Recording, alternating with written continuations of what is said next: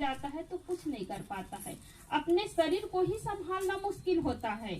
फूलवा भार न ले सके कहे सखियन सो रोए। फूल का भार लेना भी मुश्किल होता है। एक गिलास पानी के लिए खुद तरसता है तो दूसरे की क्या सेवा कर सकता है, दूसरे के लिए क्या अच्छा काम कर सकता है। तो इसलिए जीवन रहते और शरीर जब स्वस्थ है तब तक कुछ अच्छा काम कर ले। आंखें स्वस्थ है तब संतों के दर्शन कर ले, ग्रंथों की पढ़ाई कर ले। हाथ स्वस्थ है तब सेवा का काम कर ले, दान धर्म का काम कर ले। पैर स्वस्थ है तब आप अच्छे जगहों पर चले जाइए, सत्संग में चले जाइए। कान स्वस्थ है तब भजन कीर्तन अब सत्संग सुन लीजिए कि हमें अपने जीवन में क्या करना है। समय रहते हम अपने जीवन को कैसा बनाएं, क्योंकि जीवन में लंबाई का महत्व नहीं होता है, गहराई का महत्व होता है। कौन आदमी कब तक जीता है इसका महत्व नहीं है ना। कौन आदमी कब तक जीता है, 100 साल जीता है कि 100 साल से ऊपर जीता है, इसका महत्व नहीं होता है। कौन आदमी अपने जीवन में क्या करता है, कैसा व्यवहार करता है, कैसा कर्म करता है, इसका महत्व होता है। आपके पास क्या है इसका महत्व नहीं है, आप कैसे हैं इसका महत्व है। आपकी पहचान आपसे ही है। आपके धन से, आपके पद से ये बाद में पता चलता है। कहीं पर भी आप जाते हैं तो आपकी पहचान क्या है, आपका आचरण, आपका व्यवहार, आपका कर्म, ये आपकी पहचान है।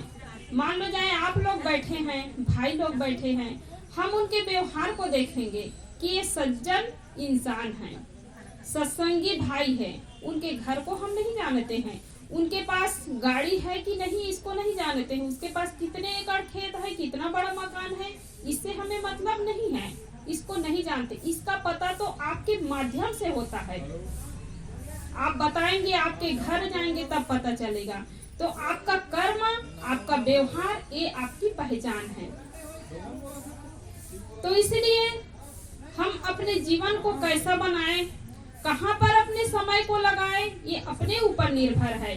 24 घंटे का समय सबके पास है। ऐसा नहीं कि किसी के पास 20 घंटे का समय है, किसी के पास 10 घंटे का समय है, ऐसा नहीं है। अनादिकाल से चले आ रहे 24 घंटे का समय सबके पास है। और हम अपने समय को कहाँ लगाए, कैसे लगाए, मेहनत तो करना पड़ेगा। परिवार को संभालना पड़ता है, घर को सजाना पड़ता है, संवारना पड़ता है। उसके बाद हम अपने लिए क्या समय निकालते हैं, परिवार के लिए समय निकालते हैं, समाज के लिए समय निकालते हैं, लेकिन खुद के लिए समय नहीं निकालते हैं। और खुद का काम क्या है, ये सत्संग खुद का काम है। जैसे भोजन को आप करेंगे तो आपका पेट भरेगा, आपका शरीर स्वस्थ रहेगा। किसी परिवार का एक सदस्य भोजन कर ले, कमा करके लाते हैं, पूरा परिवार पल सकता है, लेकिन एक व्यक्ति भोजन करेगा तो पूरा परिवार का पेट नहीं भर सकता है। ऐसे ही एक व्यक्ति सत्संग कर ले तो पूरे परिवार का कल्याण हो जाए, ऐसा नहीं है। खुद का ही काम है, निजी काम है, और इसके लिए हमारे पास समय नहीं है कि भजन सत्संग के लिए समय निकाल पाए। तो बहाना करते करते अपने जीवन को खो देते हैं, और बहाना करते करते जीवन को खोते हैं। वो क्या होता है, अंत समय में रोते हुए जाता है। कोई किसी को रुलाता नहीं है, कोई किसी को हंसाता नहीं है। उनका व्यवहार, उनका स्वभाव, उनका कर्म ही उसको रुलाता है, और कर्म ही उसको हंसाता है। सदगुरु कबीर साहब कहते हैं, कबीर जब हम पैदा हुए जग हंसे हम रोए, ऐसे करनी कर चले जग रोए, हम हंसे जग रोए। छोटा बच्चा होता है, जन्म लेता है तो रोता हुआ जन्म लेता है। अगर बच्चा न रोते परिवार के लोग रोना चालू कर देंगे। और हम जन्म के समय हंस रहे थे कि रो रहे थे, ये हमें मालूम नहीं है। आपको मालूम है ना, हमको मालूम है। हम छोटा बच्चा है, उसको देखते हैं रो रहा है, तो ऐसे ही हम भी रोते रहे होंगे। अंदाजा लगाते हैं ना सब लोग कि हम भी इसी तरह रोते रहे होंगे। और परिवार के लोग हंसते हैं, मिठाई बांटते हैं कि हमारे यहाँ हमारे यहाँ बच्चा जन्म लिया है, हमारे यहाँ लाल पैदा हुआ है। इस प्रकार सोच करके वो खुशियां मनाते हैं और बच्चा रोता है। तो ऐसे करनी हम करें, ऐसे व्यवहार, ऐसे कर्म करें कि हम हंसे और संसार के लोग हमारी याद में आंसू बहाए। अभी माता जी सब लोग तो हैं, आप सब लोग हैं, लेकिन इस भीड़ में भी कमी खटक रही है। माता जी जब भी आना होता था तो इनसे मिलकर ही मैं जाती थी। उस बार आई थी 4-5-6 साल बाद भी आई, तुरंत पहचान लेती थी और बढ़िया पहले से ही साहेब बंदगी ऐसे करती थी। कभी भी आई तो मिलती थी और आना साहेब जी बुलाती थी अपने से। तो ये देखिए उनके मन में श्रद्धा भक्ति, इनको याद करते। दुनिया के लोग तो कितने लोग जा रहे हैं, कोई किसी को याद नहीं करता है कि जिनके मन में श्रद्धा है, भक्ति है, लगन है, उनको संत लोग भी याद करते हैं। और जो भक्ति भावना वाली माता है, बहने हैं, भाई लोग हैं, वो संतों को भी याद करते हैं। तो ये संस्कार हमारे साथ में जाएगा, अच्छे कर्मों के संस्कार हमारे साथ में जाएगा, बाकी तो सब छूट जाएगा। कोई किसी के साथ में नहीं जाता है, न किसी के दुख को कोई बांट पाता है। अभी आप लोग इतने लोग बैठे हैं यहाँ पर, है ना, किसी के शरीर में अचानक दर्द उठ जाए तो दुख को कोई नहीं बांट पाएगा। बाहर से डॉक्टर बुला सकते हैं, इंजेक्शन लगवा सकते हैं, दवाई दिलवा सकते हैं, लेकिन जो तकलीफ होगी, दुख होगा, खुद को ही भोगना पड़ता है। तो अच्छा बुरा जो भी कर्म हमसे होगा वो हमें ही मिलेगा, दूसरों को नहीं मिलेगा। न कोई भगवान किसी को दुख से देता है, न कोई सुख देता है। हमारे कर्मों के आधार पर ही हमें सुख और दुख मिलता है। कोई किसी के जीवन में दुख ही दुख आता है तो क्या कहते हैं लोग, पता नहीं भगवान हमें क्यों दुख दे रहा है इतना। तो भगवान कोई दुख नहीं देता है, हमारे कर्म ही हमें दुख देता है। तो दुख को कोई नहीं बांट सकता, हमें भोगना ही पड़ता है। तो इसलिए अच्छे काम के लिए समय निकालना चाहिए। और लोग क्या करते हैं, अभी तो हमारी उम्र खेलने खाने का है, अभी तो काम धंधा करने का है। भजन कब करना चाहिए, बुढ़ापा में करना चाहिए। लोग यही कहते हैं कि अभी भजन करने का समय नहीं है।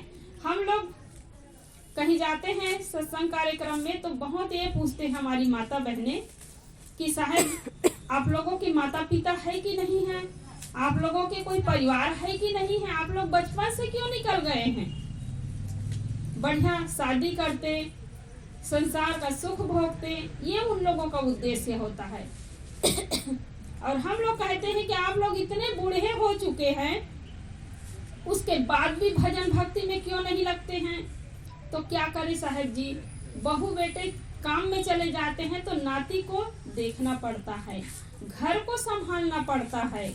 जब शादी नहीं हुई थी बेटे के, तब क्या कहते थे, साहब जी हमारे बेटे की हम शादी कर देंगे ना, एकदम स्वतंत्र हो जाएंगे, उनके लिए मकान बना देंगे, उनके लिए गाड़ी खरीद देंगे, उनके लिए खेत खलिहान खरीद देंगे, उसके बाद स्वतंत्र होकर के हम सत्संग में जाएंगे, जहाँ भी सत्संग होगा। लेकिन होता उल्टा है, जैसे ही बेटे की शादी होती है, साल भर बाद में पोता आ जाता है, फिर छुट्टी मिलने वाली नहीं है, मूल से ज्यादा ब्याज में जकड़ जाते हैं लोग। तो इसलिए अभी साहब कह रहे थे ना कि करत विचार जन्म गौ खीसे इतन रहता साधा, ये तन बिना साधे ही चला जाएगा। ये मानव जीवन भजन करने के लिए, भक्ति करने के लिए मिला हुआ है, लेकिन हम इसको खाने पीने और सोने में ही बिता देते हैं, कल की चिंता में ही बिता देते हैं, वर्तमान में जीना नहीं चाहते हैं।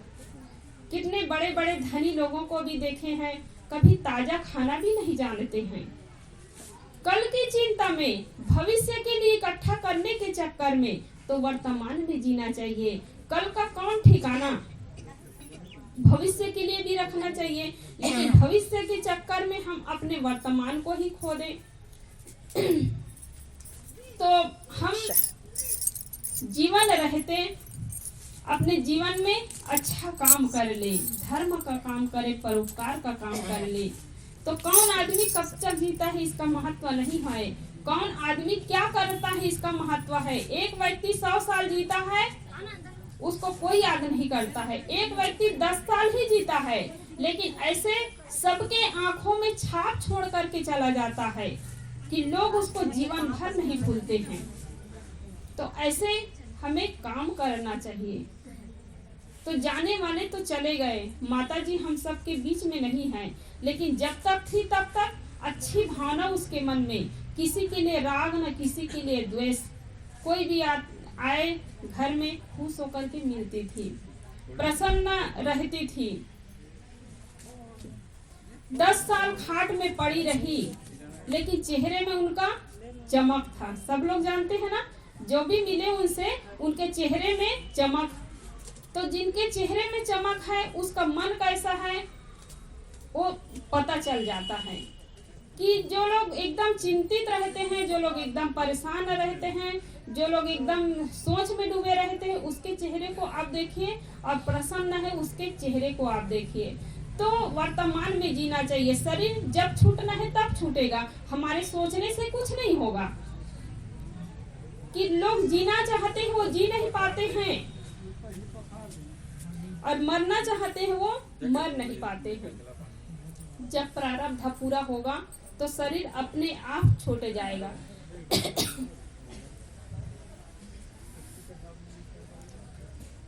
तो इसलिए हम जब तक है अच्छा काम कर ले, बहाना कभी ना बनाए।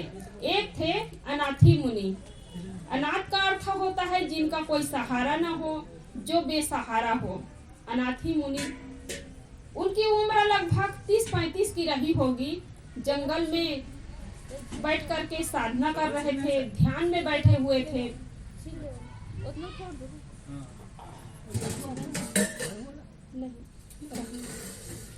तो अनाथी मुनि जंगल में बैठ करके साधना कर रहे थे।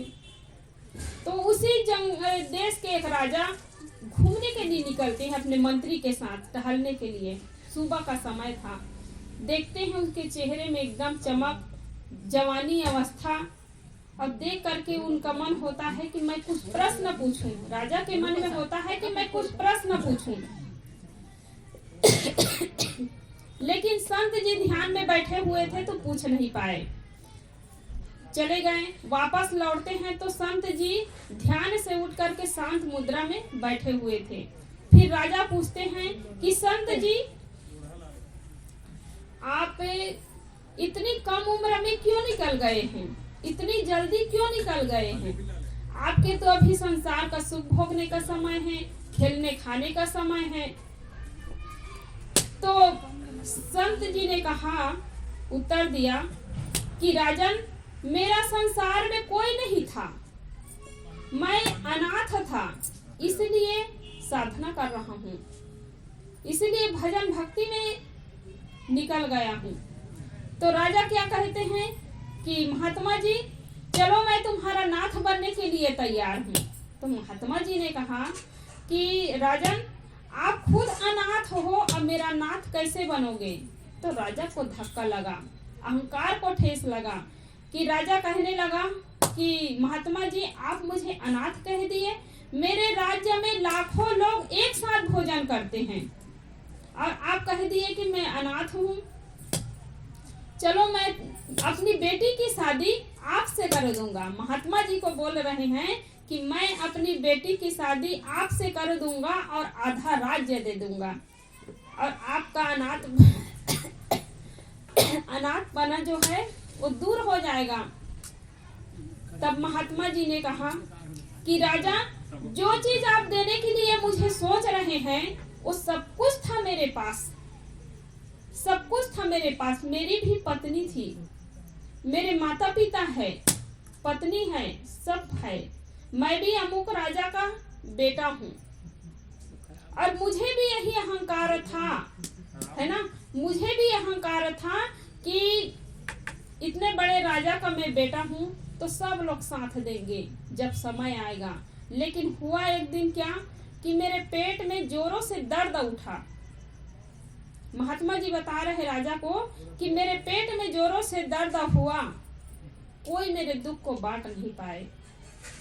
पत्नी विलखती रही, रोती रही, माता पिता रोते रहे, बाहर से तो डॉक्टर बुलाए, दवाई दिलवाए, लेकिन तकलीफ को कोई बांट नहीं पाए। उसी समय मैं संकल्प लिया कि जब धीरे से तकलीफ हो रही है, दर्द हो रहा है, ये ठीक हो जाएगा तो मैं भजन भक्ति में लग जाऊंगा, वैराग्य जीवन जीऊंगा। क्योंकि देख लिया कि संसार में कोई किसी का नहीं है, कोई किसी के दुख को बांट नहीं पाता है, अकेले को ही सुख दुख भोगना पड़ता है।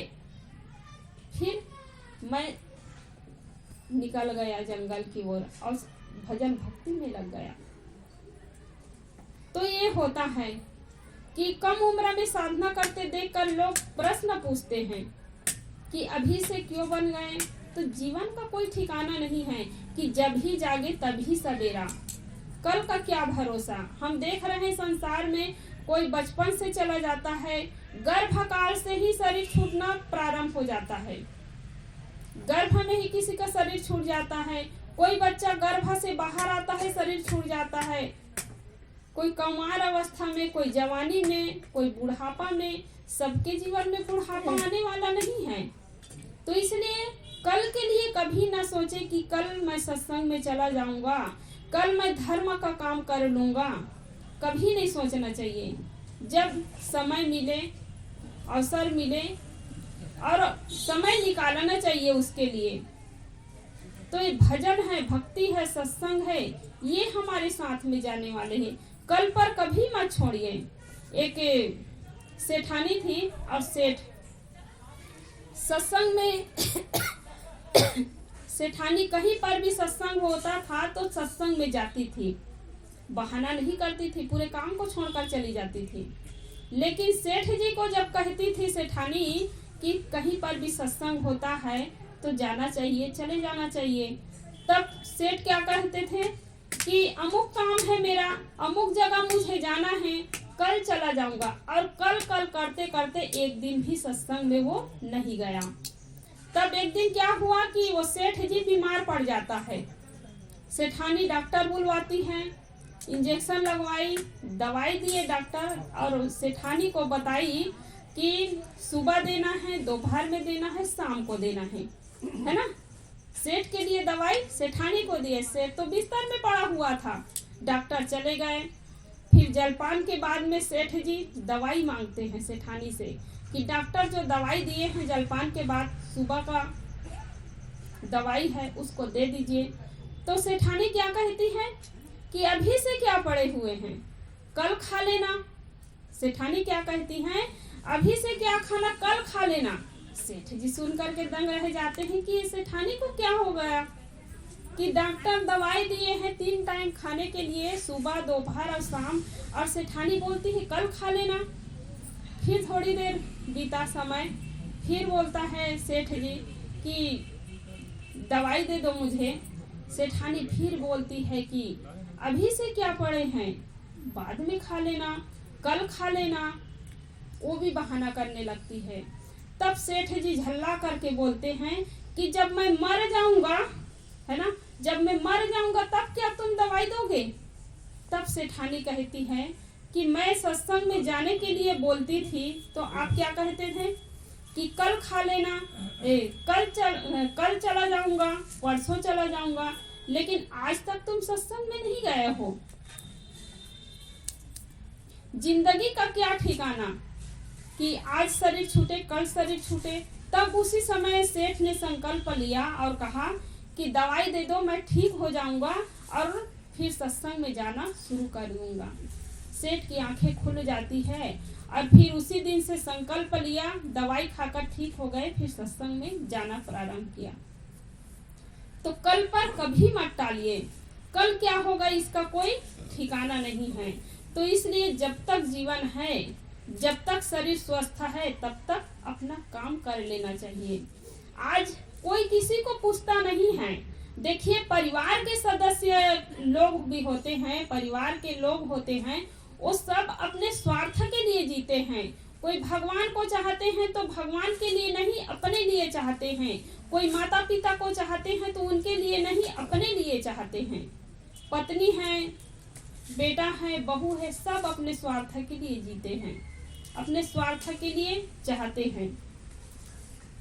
एक माता जी बता रही थी, एक जगह हम लोग गए थे, तब मैं नाती को बोलती हूँ, नाती है, पोता है, किसी को भी बोलती हूँ कि मुझे अमुक जगह ले जाओ, तो कई बहाना करते हैं। ठीक है, कई बहाना करेंगे, और जैसे ही मैं उसको 100 रुपया 50 रुपया देती हूँ कि बेटा मुझे ले जाना, पैसा रख लो, तो तुरंत उसके लिए समय निकल जाता है। वो बूढ़ी माँ बता रही थी, तो साहब जी मेरे जेब में है पैसा, मेरे पास है तो मैं देती हूँ, तुरंत समय निकल जाता है। जब नहीं दूंगी तो बहाना करते करते पूरा समय निकाल देते हैं, सत्संग में नहीं ले जाते हैं, ना कहीं नहीं ले जाते हैं।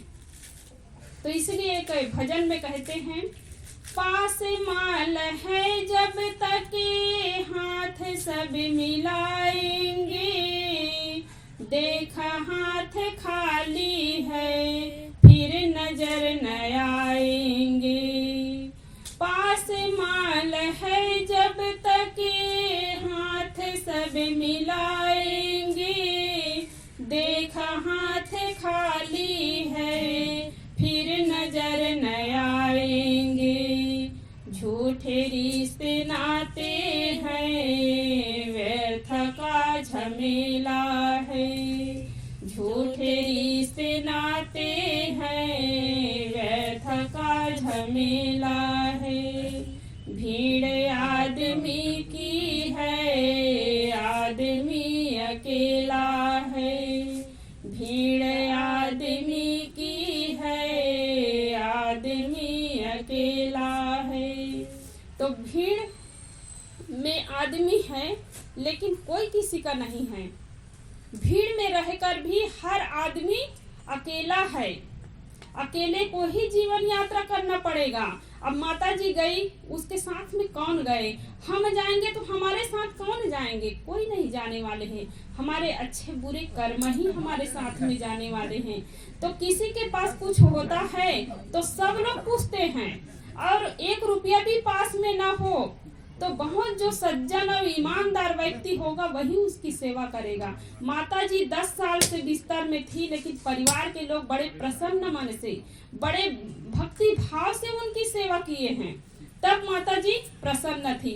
घर के कई बार तो होता है कि साल भर 6 महीने में ही बिस्तर में कोई पड़ा रहे तो परेशान हो जाते हैं, लेकिन इस घर में माता जी 10-10 साल थी, लेकिन सब परिवार के लोग उसको पूछते थे, बढ़िया सेवा करते थे और खुश रहती थी।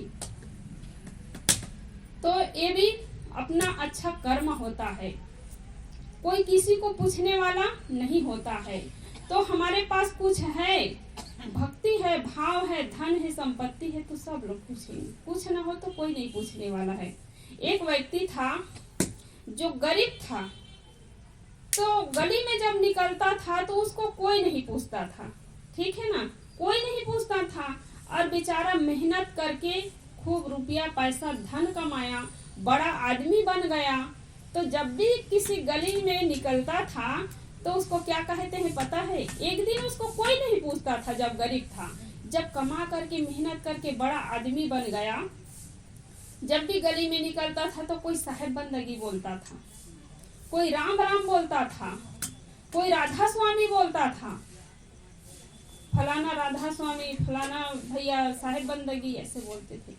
तो एक दिन क्या होता है, अपने घर में पहुंचता है तो 2 व्यक्ति उसके पीछे पीछे जाता है, उसके घर में है ना, उसके साथ में चला गया। तो बाहर ही खड़ा रहा 2 व्यक्ति, और भीतर रूम में जाता है वो व्यक्ति, और क्या कहता है, कोई नहीं रहा रूम में, और क्या कहता है, अमुक ने तुम्हें साहेब बंदगी कहा, अमुक ने तुम्हें राधा स्वामी कहा, अमुक ने तुम्हें राम राम कहा। तो 2 व्यक्ति जो खड़ा रहा वो उन्होंने सोचा और कहा कि दादाजी अकेले रूम में हैं, अकेले रूम में गए हैं, लेकिन किससे बात करते हैं समझ में नहीं आता, अकेले ही बोल रहा है। जब बाहर निकला तब पूछा उन लोगों ने कि दादाजी आप अकेले किससे बात कर रहे थे।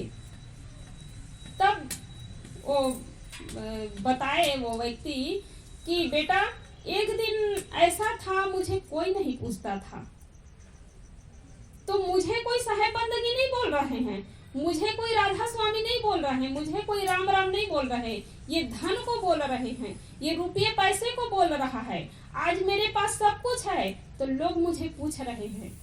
व्यक्ति तो मैं वही हूँ ना, लेकिन जब मेरे पास कुछ नहीं था तो कोई नहीं पूछते थे, तो इसकी बंदगी हो रही है, इसको लोग बोल रहे हैं, मुझे कोई नहीं बोल रहा है। तो ये होता है। तो हर आदमी अपने स्वार्थ के लिए जीता है, कोई किसी के लिए नहीं जीता है, कोई किसी को नहीं चाहता है। इसलिए कहते हैं संसार के लोगों से आशा न किया करना, जब कोई न हो अपना, गुरु नाम लिया करना। संसार के लोगों से आशा न किया करना, जब कोई न हो अपना, गुरु नाम लिया करना। तो जो सत्संगी है, गुरु के भजन, गुरु के सत्संग भजन कीर्तन में लगा रहता है, सद्ग्रंथों के लिए समय निकालता है, उसके जीवन में कभी दुख नहीं आ सकता है। तन धरी सुखिया काहू ने देखा, जो देखा सो दुखिया, सब गुरु कबीर साहब कहते। तन से कोई दुखी नहीं है, संत महात्माओं को भी दुख होता है तन से, लेकिन मन से सब सुखी हो सकते हैं। सुख और दुख ये हमारे मन की मान्यता है। तकलीफ होगी, शरीर को दुख होगा, आपके मन को दुख नहीं हो सकता है। तो भजन भक्ति और सत्संग के लिए समय निकाले, और यही अपने साथी है, अपने असली साथी ये भजन भक्ति है। सद्ग्रंथ हम पढ़ते हैं, सत्संग में जाते हैं, ये अपने असली साथी है। और अंत समय में यही साथ जाने वाला है, यही काम आने वाला है। तो अब आज का यह सत्संग कार्यक्रम है, ये श्रद्धांजलि कार्यक्रम है। माता जी के श्रद्धांजलि में हम सब लोग बैठे हुए हैं।